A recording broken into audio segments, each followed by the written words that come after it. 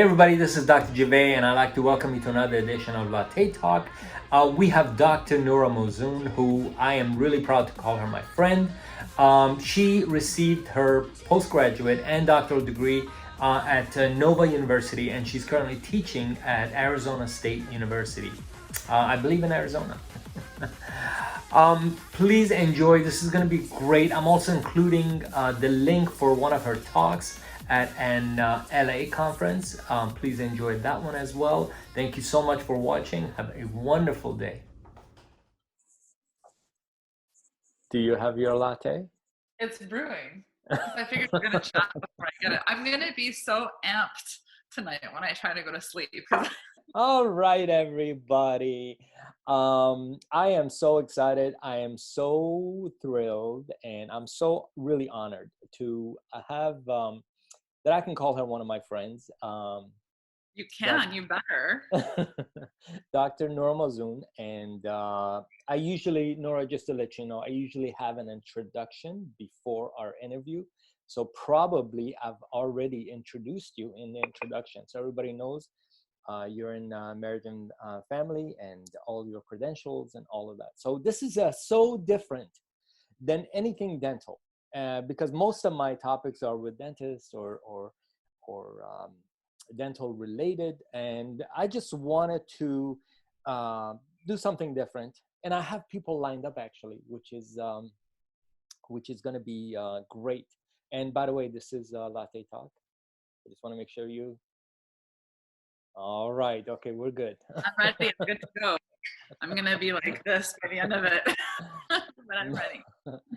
No, it's fine. I want to tell you. So I want to start off. First of all, just quick introduction. You can tell me a little bit about yourself. Besides your credential, tell me how's it going now? I mean, what are you doing? Tell me about your university and about your students. And I'll ask you this. What do you love most about teaching your students? But tell me a little bit what you do.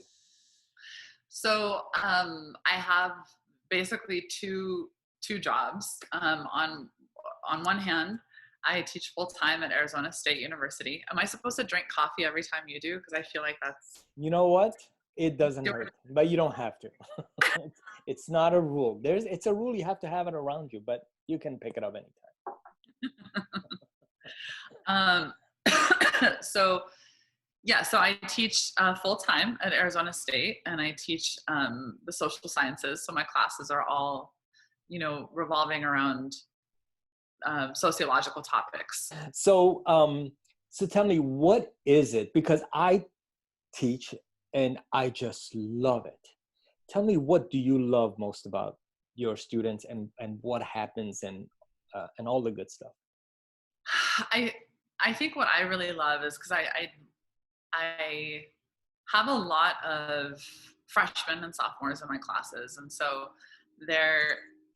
a lot of them are just leaving the bubble of their home and kind of what they've been taught growing up, and like the very specific like echo chamber bubble of their surroundings. And working in the social sciences, I talk a lot about social issues, obviously, whether it's like racism or sexism or the reality of relationships. And I think what I love the most is seeing the light bulb go off, or seeing like that switch get flipped, where they realize the bigger picture and they realize the realities of our lives that maybe had never occurred to them before. You talk about personal growth, and I meet people that are so driven, that are so, you hear this cliche, you're born a leader, and some people are, they learn it throughout their life through experiences or through education or whatnot, through classes, etc. What's your best advice on personal growth? I think it requires the need and the ability for us to be painfully honest with ourselves about the areas that need to be worked on or that could be worked on. I think a lot of times we we might be aware of tendencies that we have, but we're not necessarily motivated to change them. Mm-hmm. And so we'll chalk it up to things like, well, it's just who I am. I'll give an example, just to make it kind of personal. I mean, for a really, really long time, most of my life, I would just openly acknowledge, like, well, I'm sensitive. I'm just a sensitive person. Like, it's who I am. And then I kind of had this aha moment where I realized, like, being sensitive is fine. It's great, and it definitely has its advantages, but I wasn't realizing that the ways in which it didn't serve me, I could work on. And so, I used to kind of take a lot of things personally, and if, really simple things, like if a group of my friends got together and I wasn't invited, I would take it personally. And then I would think like, oh, they don't want me around, they don't care about my friendship, whatever. And I would just kind of go into this like space where, through having honest moments with myself and also through therapy, which I would recommend for everybody, I started to realize like, oh, I have a narrative in my mind of what these people must be thinking about me and about our friendship. And now I'm assuming that it's true. And now I'm reacting as if it's true. All because I'm just sensitive and that's just who I am. And so I had to like unpack that.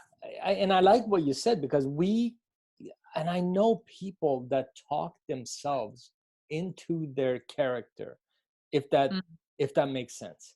They tell themselves this is how they are and this is how they are, and that's how they become who they are, and that's not it at all, and they cannot grow out of that. Now, I'm not a psychologist, or I'm not, but I really love how you said that, though, talking yourself into your character, because that's really what it entails, for better or for worse. Because the awesome thing is that we can do that for the better as well. We can talk ourselves into a better character. You do, the messages that you give yourself are what you ultimately embody. It's right, and we can use that to our advantage. Okay, I'm going to change the subject a little bit. All this social media, and it's funny, I have to be careful what I post sometimes. I try to joke around once in a while, and there are so many conflicts in general. Like, how do you avoid conflict? Because I've seen people that are the nicest people, and then they're so mad at something. They're so mad at something that they don't like, and they say how hateful this other person is. And I can see they are becoming that. They're becoming what they're telling me they hate. Yeah, no, this is something I actually think about a lot, because you see it a lot on social media, where there's just this vitriol, and people assume the worst, and a well-meaning person could say something that might not be the most informed, or just doesn't agree with somebody else's opinion, and then they're torn to shreds. We think by being like warriors, social justice warriors online, first of all, we think that has to manifest as anger. We think in order to be a champion for justice, we have to be pissed off. And then we also think that by pointing out flaws in other people's arguments, it makes us look more woke, as the kids are saying these days. And so I think in an effort to communicate to the world that we are aware and we realize what's going on, we have to be angry about it, and we have to call out other people. It's call out culture. And honestly, I think the only thing that I have found to be effective is to either not respond at all, or respond with some kind of kindness. Yeah. Because anything beyond that is just fuel to the fire. And then, like you said, we become the very thing that we're frustrated with. I want to talk about a little bit about the negativity of comparison and envy. I heard a quote one time. It says, comparison is the death of joy, or something like that. But and what I'm sorry, I'm answering my own question, but what I say to that Go on. I'm just drinking. I'm gonna sign you off for a second, okay? Just turn the camera on yourself. No, it's amazing, and I want you to touch up on this because I really want, my whole purpose of doing all of this is to bring positivity and love. And I teach this in my own class. Every single person has a talent that nobody else has. And to compare yourself with somebody else, or I wish I was that person, of course, skill wise, yes, you know, you have to get yourself up to that level. But I believe every single person has a talent that no one else has, and they can improve other people that way. But tell me a little bit about envy and comparison and things like that, because there's a lot of that in this world. Yeah. And well, and again, going back to social media, that amplifies it a lot for people too, because we see images that we then create stories around, and we're like, this person has everything, and it's hard. I think what's really critical for us to remember is that everybody is going through something that we don't know about. Everyone has some kind of story, some kind of experience that makes them more human than we would ever expect or ever think. And I remember seeing this, I don't know, comment or, you know, a post on social media talking about social media that says, stop comparing your behind the scenes to everybody else's highlight reel. And that's really what it is, whether it's social media or not, whether it's social media or so good. Yeah. Or you see, you know, a speaker giving a talk that you're like, oh my God, they have it all figured out and they're so far advanced in their career, whatever it is. We're really just exposed to everybody's highlight reel all the time, unless we know them on a deeper level. You know, anything that we're observing as an observer, and not a friend, but as an observer, we observe the highlight reel, and and we think everybody else has got something figured out that we don't. And maybe they have it figured out in some compartments, but it doesn't mean that they have it figured out everywhere. And I think, but even if they did, I think what matters is us tuning into our own journey, our own growth, because there's no point in comparing to others, because we don't know the backstory of anything. We don't know the pain that they've been through. We don't know the growth that they've done. We don't know how hard they fought to get where they are. We're constantly filling in the blanks of everybody we come across. We're constantly seeing people and assuming all these things about their lives that are rarely true. And so we fill in these blanks, we make these assumptions, and then consequently we feel worse about where we're at because we're so painfully aware of our reality versus their presentation. Yeah. And I think that's what's critical, is realizing that we will never know somebody's reality in totality, even our closest friends. You know, we've all got battles going on that that make us all more human than we might project. And I have to share a story. One of my colleagues, you know, I look at this man and you think you know somebody, and he is the sweetest. He's the nicest guy, and very elite, very well known, extremely well known, a phenomenal practice. And I said, wow, this guy has it figured out, and he's worked hard in his life. Then I was hearing a lecture from him, how he just quit everything, almost quit everything, and how he was depressed and the battles he has to fight every single day and all the challenges. I said, holy cow, this is real. I mean, it's so different than what the highlights like you talked about. And it's a lot of times. I'm gonna end it with this last question. What are some of your, and this has to do with marriage, with relationship, personal growth. Give me some ideas. What are some instruments to elevate others' souls. I think that's a huge mission in our life. That I find it when I see my patients, it's not just to make them feel better. It's not just to, and I always talk about this in my lectures. It's the connection we make. What are some of your advice to enhancing not only your own soul, but other people's souls? Those are really heavy questions. Let's fix the world, Nura. Come on. All right. I think the biggest thing that comes to me, other than, we briefly mentioned prayer and meditation, I actually think that's huge. I think it's food for our souls.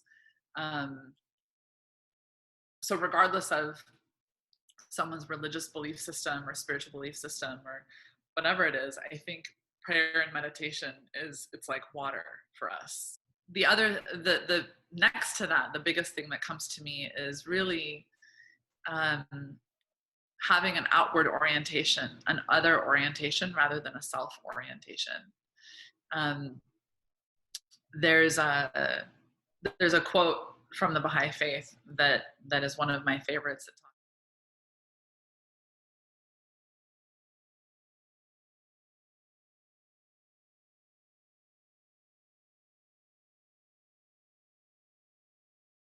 And it's rare that the phrase spiritual law exists, because they almost seem contradictory. But to me, the quote is essentially saying, when we are focused on ourselves, we flounder. We don't really thrive in terms of self-interest, not self-growth. But when we're focused on self-interest, I think we struggle more. But when we focus on serving those around us and we focus on our relationship with God, that's when everything shifts. That's when we become better acquainted with who we are. That's when we grow. That's when the world benefits. That's when you see beauty in humanity around you, is when we connect and we serve other people. Anytime humanity turns inward and becomes self-focused, we struggle. And now, especially now in the time of COVID, we have no choice but to acknowledge our connection as one humanity. How what happens in one part of the world obviously very clearly has a direct impact on what's happening around the world. There's just this shared sense of we're in this together. And there's just this unspoken kindness that I think has unified us in a way that I've never seen before. Yeah. And I love what you said about service. And this is my whole point of doing all of this, because I truly believe service is the key to everyone's happiness. And I'm so proud to interview so many people. And, I interviewed Mandy and Elijah, my second episode. And they live to serve. And I'm so impressed. And I'm so impressed with one of my other friends, Max, who just set an example. He bought an entire emergency room doctors and nurses lunch, and he went and delivered them. And I'm like, this is what people should do. This is what people should do. And I'm gonna mention my wife, because she hates being on the spotlight, but she's always asking, what can we do to serve? What can we do to help other people? And she's always thinking, and she's giving me ideas, to do stuff. And but